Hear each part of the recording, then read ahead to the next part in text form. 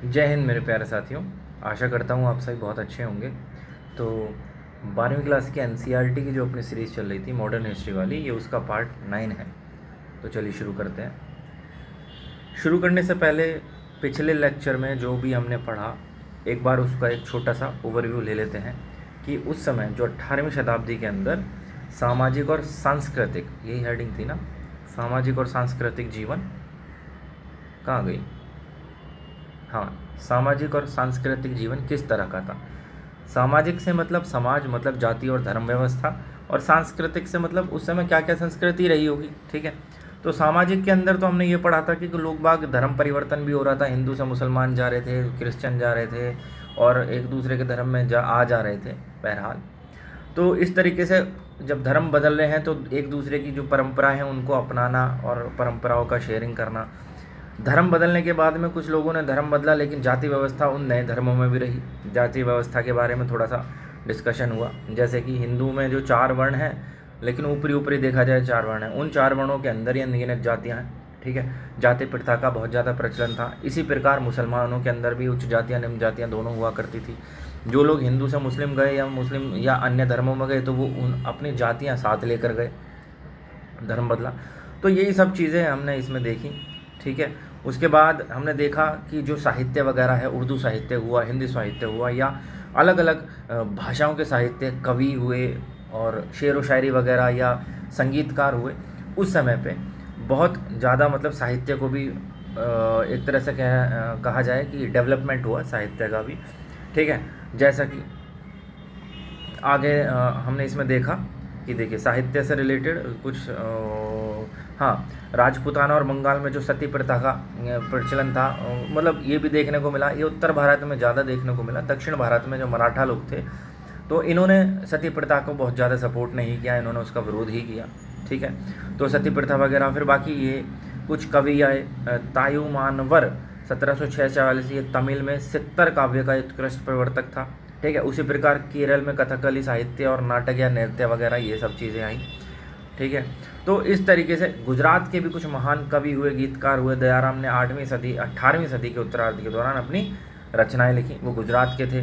फिर उस दौरान पंजाब के थे मशहूर प्रेम काव्य, जिन्होंने प्रेम प्रसंग से संबंधित अपने काव्य लिखे। हीर रांझा की रचना हो गया, वारिस शाह ने इस काल में की थी हीर रांझा की रचना, उस वक्त 18वीं सदी में। ठीक है। सिंधी साहित्य के लिए आए, कुछ विशाल उपलब्धियों की अवधि थी सिंधी साहित्य के लिए। तो इसी प्रकार हमने देखा कि 18वीं सदी में जो साहित्य से संबंधित लोग थे, कला संगीत वगैरह से संबंधित लोग थे, उन लोगों में भी काफ़ी डेवलपमेंट हुआ। उसके अलावा हमने देखा कि जाति प्रथा वगैरह जो थी वो हर धर्म के अंदर मौजूद थी, हिंदू मुस्लिम वगैरह। फिर हमने देखा कि हिंदू धर्म परिवर्तन जो कर रहे थे तो एक दूसरे के जो रिचुअल्स होते हैं वो भी एक दूसरे के साथ शेयर करना। दूसरा ये था कि जैसे हिंदू कुछ मुस्लिम में गए तो हिंदू के अंदर ऊपर ऊपर देखा जाए तो 4 ही वर्ण थे, लेकिन अंदर डीपली देखा जाए तो अनगिनत जातियाँ थी। अब जो हिंदू से मुस्लिम या अन्य किसी धर्म में गए वो अपनी जाति साथ लेकर गए, या इस तरीके की बातें हमने 8वें लेक्चर में देखी। ठीक है। तो इसके बाद चलिए अब आज का 9वां लेक्चर शुरू करते हैं। तो ये कह रहा है कि भारतीय संस्कृति की मुख्य कमजोरी विज्ञान के क्षेत्र में थी। विज्ञान के क्षेत्र में उस समय पढ़ाई तो होती थी, लेकिन पढ़ाई विज्ञान टेक्नोलॉजी से रिलेटेड पढ़ाई नहीं हो पाई। नई नई चीज़ें, नई नई डेवलपमेंट मॉडिफिकेशन वगैरह नहीं अपनाए गए। पुरानी वही ट्रेडिशनल जो पढ़ाई या जो नॉलेज चलती हुई आ रही थी उसी को ही आगे एक्सेप्ट कर लिया गया, कुछ नया नहीं किया गया। ठीक है। और उसमें कानून वगैरह की पढ़ाई होती थी या पुरानी जो भी चीज़ें हैं, शस्त्र ज्ञान वगैरह ये सब चीज़ें होती थी, लेकिन विज्ञान से संबंधित विज्ञान पर कुछ खासा ध्यान नहीं दिया गया। तो इनकी मुख्य कमजोरी वही रही विज्ञान के क्षेत्र में। सारी 18वीं शताब्दी के दौरान भारत पश्चिमी देशों से विज्ञान और प्रौद्योगिकी टेक्नोलॉजी के मामले में काफ़ी पिछड़ा रहा। जो पश्चिमी देश थे उस दौरान, जो अटैक करने के लिए आते भी थे, अंग्रेज वगैरह, ब्रिटिश, ये सब लोग, तो उनकी टेक्नोलॉजी बहुत ज़्यादा डेवलप थी। विज्ञान के क्षेत्र में भारत उनसे पिछड़ा हुआ रहा। पिछले 200 वर्षों से जो पश्चिम यूरोप में एक वैज्ञानिक और आर्थिक क्रांति चल रही थी, जब भारत के अंदर ये सब आंतरिक मामले में लड़ाई बड़ाई चल रही थी, उस समय विदेश के लोग पढ़ाई कर रहे थे और अपने विज्ञान वगैरह के में डेवलपमेंट कर रहे थे, R&D कर रहे थे, ठीक है, रिसर्च एंड डेवलपमेंट। जिससे क्या हुआ कि आविष्कार हुए, अनुसंधानों की बाढ़ सी आ गई, ठीक है। अनुसंधान मतलब वही आविष्कार, रिसर्च वगैरह हुई, फिर उसमें बहुत ज़्यादा रिसर्च होने लगी और एक बाढ़ सी आ गई, कहते हैं, ठीक है। वैज्ञानिक दृष्टिकोण धीरे धीरे पाश्चात्य मस्तिष्क पर हावी होता जा रहा था और यूरोपीय दार्शनिक, राजनीतिक और आर्थिक दृष्टिकोण तथा यूरोपीय संस्थानों में क्रांति लाता जा रहा था। दूसरी तरफ क्या हुआ कि भारतीय, जिन्होंने पुराने ज़माने में गणित या प्राकृतिक विज्ञानों के क्षेत्र में महत्वपूर्ण योगदान दिए थे, कई शताब्दियों से विज्ञान की उपेक्षा करते आ रहे थे। भारतीय मस्तिष्क अब भी परंपरा से बंधा था, मतलब भारत के अंदर जो पुरानी ट्रेडिशनल परंपराएं चलती आ रही थी, उन्हीं परंपराओं से काफ़ी अंधविश्वास से जो है भारतीय मस्तिष्क भरा हुआ था। सामंत और आम जनता दोनों बहुत ज़्यादा अंधविश्वासी थे। भारतीय करीब करीब पूरी तरह पश्चिम में से प्राप्त वैज्ञानिक, सांस्कृतिक, राजनीतिक और आर्थिक उपलब्धियों से अनभिज्ञ थे। यूरोप में चुनौती का जवाब देने में वे असफल रहे, क्योंकि इन्होंने टेक्नोलॉजी डेवलप कर ही नहीं, ठीक है। विज्ञान से इनका मतलब बहुत कम जो है डेवलपमेंट हुआ विज्ञान के क्षेत्र में। 18वीं शताब्दी के भारतीय शासकों ने लड़ाई के हथियारों और सैनिक प्रशिक्षणों की तकनीकों को छोड़कर किसी भी पश्चिमी चीज़ में बहुत कम दिलचस्पी दिखाई। लेकिन उस दौरान में आप देखेंगे अपने साउथ इंडिया साइड में जहाज़ बनाने की फैक्ट्रियाँ लग चुकी थी, ठीक है। लेकिन जहाज़ वगैरह जो भी बनाए जा रहे थे उनमें भी डेवलपमेंट, कुछ मतलब नई टेक्नोलॉजी या नया मॉडिफिकेशन इन लोगों ने, भारतीयों ने किया ही नहीं।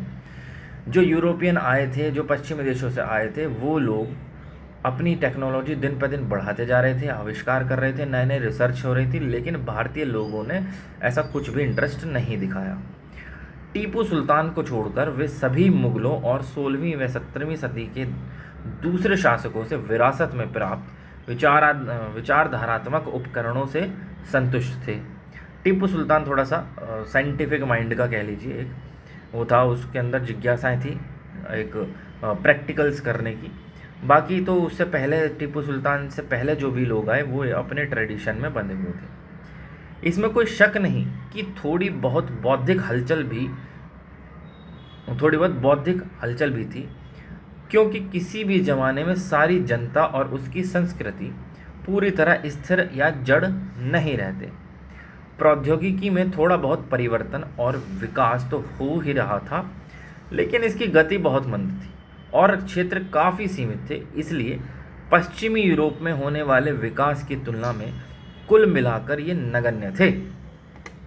जो पश्चिमी, मतलब ऐसा नहीं था कि बिल्कुल हो ही नहीं पा रहा था, बौद्धिक विकास हो रहा था लेकिन बहुत कम। देखा जाए तो पश्चिमी यूरोप के तुलना में यदि देखा जाए तो उनकी तुलना में बहुत कम था, नगण्य समझ लो। विज्ञान के क्षेत्र में यह कमजोरी उस समय के अत्यंत विकसित देश द्वारा भारत को पूरी तरह गुलाम बनाए जाने के लिए बहुत दूर तक जिम्मेदार थी। सत्ता और संपदा के लिए संघर्ष, आर्थिक पतन, सामाजिक पिछड़ापन और सांस्कृतिक जड़ता ने भारतीय जनता के एक बड़े भाग के चरित्र बल पर गहरा और नुकसानदेह असर डाला।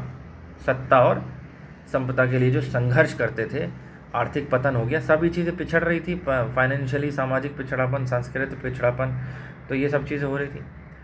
खासकर सामंत अपने व्यक्तिगत और सार्वजनिक जीवन में बहुत पतित हो गए। जो सामंत लोग थे, ठीक है, वो भी व्यक्तिगत सार्वजनिक जीवन में निष्ठा, कृतज्ञता और वचनबद्धता के सद्गुण स्वार्थता की प्रमुखता होने के कारण खत्म हो गए। सभी लोग स्वार्थी हो गए, तो ये सब चीज़ें, निष्ठा वगैरह सब खत्म हो गई। अनेक सामंत अमानवोचित दुर्गुणों और अत्यधिक विलास के शिकार हो गए, सभी भोग विलास में पड़ गए। उनमें से अनेक ने अपने ओहदों का फ़ायदा उठाकर घूस लिया। वही चीज़ें रिपीट हो रही हैं जो पहले आप देख रहे थे कि खुलेआम घूसखोरी चलती थी।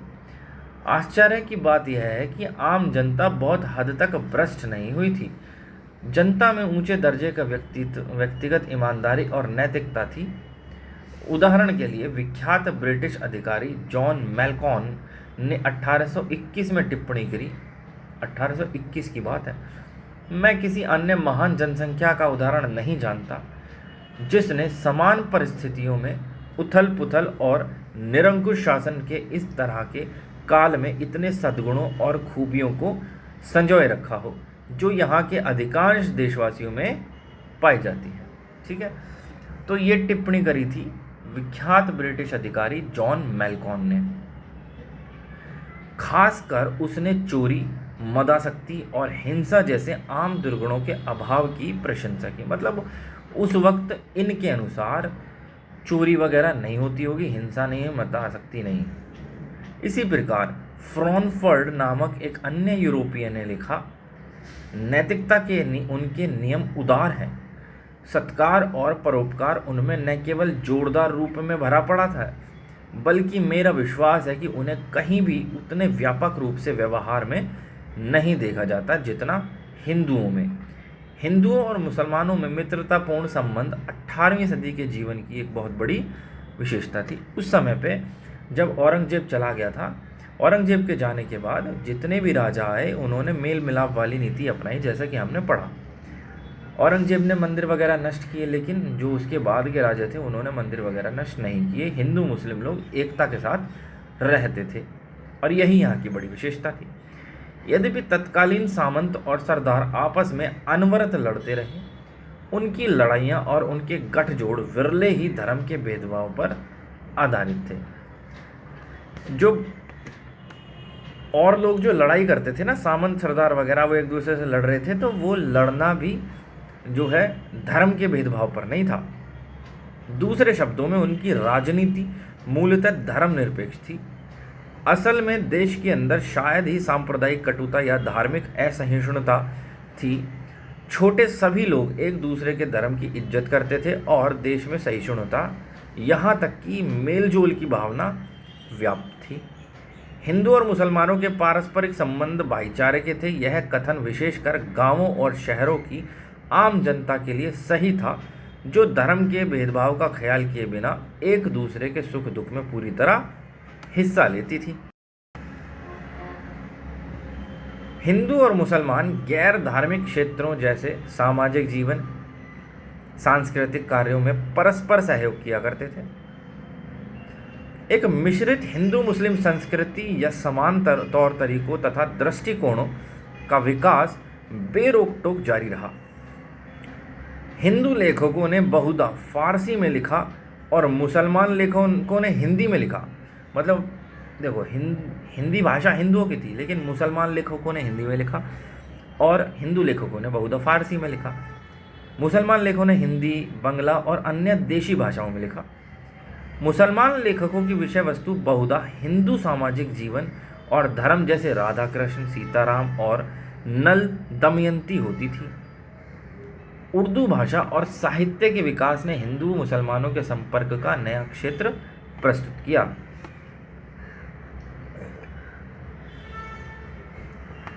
धार्मिक क्षेत्र में भी हिंदुओं के बीच भक्ति आंदोलन तथा मुसलमानों में सूफी मत के प्रसार के फलस्वरूप पिछली कुछ शताब्दियों से जो पारस्परिक प्रभाव और सम्मान की भावना विकसित हो रही थी वह बढ़ती रही। मतलब उनके हिंदू मुस्लिम के बीच मेल मिलाप बढ़ता रहा। सामाजिक पारस्परिक सम्मान और मेल मिलाप की भावना। बड़ी संख्या में हिंदू मुसलमान सिद्धों की पूजा करते थे और उनके मुसलमान भी हिंदू देवी देवताओं संतों के प्रति समान श्रद्धा रखते थे। मुसलमान शासक, सामंत और जनसाधारण ने खुशी से हिंदू त्योहारों जैसे होली, दिवाली, दुर्गा पूजा में भाग लिया। सभी जो मुसलमान शासक हुए, सामंत हुए, उन सभी ने, या साधारण जनता हुई। इसी तरह हिंदुओं ने भी मुहर्रम के जुलूसों में हिस्सा लिया। हिंदू अधिकारी तथा जमींदार दूसरे मुस्लिम त्योहारों में आगे रहते थे। अजमेर में शेख मुइनुद्दीन चिश्ती के पवित्र स्थान की वित्तीय मदद मराठा लोगों ने भी की। नागौर के शेख राहुल हामिद के पवित्र स्थान की मदद तंजौरा के राजा ने किया करते थे। नागौर में जो शेख राहुल हामिद था, उसके पवित्र स्थान की मदद तंजौर के राजा किया करते थे। हम पहले देख चुके हैं कि टीपू सुल्तान श्रृंगेरी के मंदिर तथा अन्य मंदिरों को भी आर्थिक मदद दिया करता था। यह उल्लेखनीय है कि 19वीं सदी के पूर्वार्ध के सबसे महान भारतीय राजा राम मोहन राय, उस समय 19वीं सदी के सबसे महान भारतीय राजा थे राम मोहन राय। वो हिंदू और इस्लामी दार्शनिक तथा धार्मिक सिद्धांतों से समान रूप से प्रभावित थे। इस बात पर भी गौर किया जाना चाहिए कि धार्मिक संबद्धता ही सांस्कृतिक और सामाजिक जीवन में अलगाव का मुख्य मुद्दा नहीं थी। हिंदू और मुस्लिम उच्च वर्गों के जीवन के तौर तरीके जितने समान थे, जो हिंदू और मुस्लिम उच्च वर्ग थे उनके जीवन के तौर तरीके जितने समान थे, उतने हिंदू उच्च वर्ग और निम्न वर्ग तथा मुस्लिम उच्च वर्ग और निम्न वर्ग के नहीं थे। मतलब हिंदू और मुस्लिम में जो उच्च वर्ग, मतलब जो बड़े बड़े लेवल के मालदार लोग थे, उनके दोनों के तौर तरीके बहुत समान थे। जबकि हिंदू में जो गरीब तबके के लोग थे, इनका उससे मैच नहीं खाया, ना ही इनका उससे खाया मुसलमानों के गरीब तबके के लोगों से। ठीक है, चोर चोर मुसेरे भाई। मैं धर्म के रेस्पेक्ट में नहीं बोल रहा हूँ, मैं बोल रहा हूँ जो आज की डेट में भी देखेंगे पावरफुल लोग, चाहे किसी भी धर्म किसी भी जाति के हों, जो बहुत पैसे वाले लोग हैं। कभी आपने किसी बड़े बिजनेसमैन को, जिसके पास अरबों खरबों की संपत्तियों में नाम नहीं लूँगा, भारत के अंदर भी जो सबसे बड़े टॉप के बिजनेसमैन हैं, उनके मुंह से सुना है कि किसी जाति या किसी धर्म की बात करते हुए, या अपने धर्म या जाति को बहुत बड़ा चौड़ा बताते हुए, या किसी भी धर्म को गाली देते हुए कभी सुना है? वो बात ही नहीं करते। उन्हें पता है सब जनता बेवकूफ़ है। जनता का काम है हमारे लिए मरना घिसना, और हमारा काम है इनका बेवकूफ़ी वाले दिमाग का फ़ायदा उठाना। और इसमें इनकी गलती नहीं, जनता की खुद की गलती है। खैर चलो देखते हैं, जब वोट भी जाति धर्म वगैरह इन सब चीज़ों के नाम पर दिया जाएगा तो फिर तो कोई कुछ नहीं कर सकता ना। तो ये लोग बड़े लेवल के लोग कभी जाति के नाम पर बात नहीं करते, कभी नहीं करे। कभी अडानी साहब को या अंबानी साहब को बोला है कि भाई सुना है आपने कि मैं तो जी फला जाति का हूँ, और उस जाति के लोग जो है किसी दूसरी जाति को गाली दे रहे हों और अपनी जाति को महान या गुणगान कर रहे हो? नहीं, वो उनको मतलब उनको फ़र्क ही नहीं पड़ता। वो आए हैं, अपना जो काम है उनका बिजनेस है वो कर रहे हैं, और अपना ठीक नॉर्मल बढ़िया जीवन जी रहे हैं। और जो लोअर लेवल पे है वहीं पर आप देखेंगे जाति और धार्मिक कट्टरता ज़्यादा मिल पाई जाती है।